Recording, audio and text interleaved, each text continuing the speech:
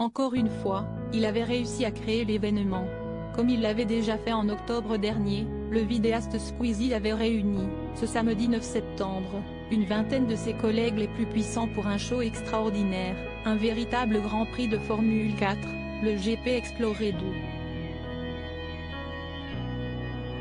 Battant des records de vues, l'événement a cependant été entaché par un accident très critiqué. Ils étaient 24 à se tenir sur la ligne de départ, comme de vrais pilotes, une vingtaine de vidéastes, youtubeurs et influenceurs s'étaient réunis ce samedi 9 septembre, à l'appel de Squeezie. Pour un défi extraordinaire, la deuxième édition d'une véritable course de Formule 4, sur un circuit professionnel est retransmise sur la plateforme Twitch. Et si l'événement a à nouveau battu des records, puisque plus de 1,3 million de spectateurs ont été recensés, et que de grandes célébrités dont Pierre Gasly, Jonathan Cohen ou le rappeur SCH avaient fait le déplacement, la fin du GP Explorer a tout de même été entachée d'une grosse polémique.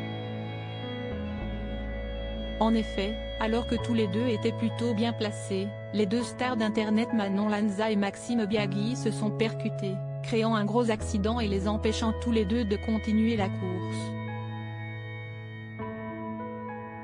Très déçu, le streamer dont la carrière monte en flèche a été vu, complètement abattu, dans la zone réservée ensuite aux vainqueurs.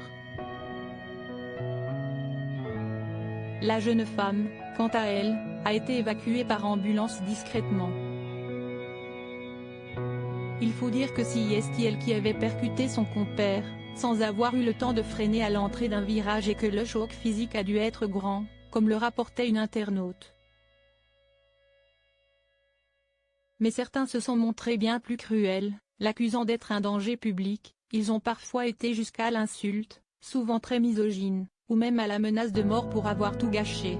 Appel au calme très choqué, de nombreux internautes, qui attendaient de ces nouvelles, ont appelé à la fin de cette vague de harcèlement, accrochage de Manon sur Maxime au deuxième tour du hashtag GP Explorer. Si ça avait été un gars, les gens auraient salué la prise de risque et l'esprit compétitif malgré l'accident. Mais là si est une fille, donc faudrait pas rater une occasion d'être misogyne, ça serait dommage, peut-on notamment lire, ou encore il y a réellement des gens qui se le prennent à cette femme pour un accrochage, qui j'imagine est forcément involontaire, dans une course automobile ? Eh B. Ça fait peur, elle doit tellement ne vouloir et malheureusement les gens ne vont pas la louper et si est bien triste. Force et soutien à elle.